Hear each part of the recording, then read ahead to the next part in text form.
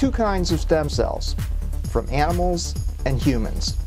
Until recently, scientists primarily worked with two kinds of stem cells, from animals and humans, embryonic stem cells and non-embryonic adult stem cells.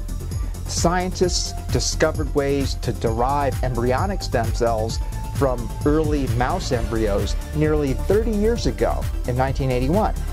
The detailed study of the biology of mouse stem cells led to the discovery in 1998 of a method to derive stem cells from human embryos and grow the cells in the laboratory. These cells are called human embryonic stem cells. The embryos used in these studies were created for reproductive purposes through in vitro fertilization procedures.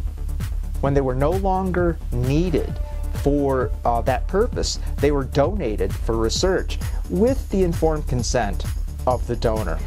In 2006, researchers made another breakthrough by identifying conditions that would allow some specialized adult cells to be reprogrammed genetically to assume a stem cell-like state. This new type of stem cell was called an induced pluripotential stem cell.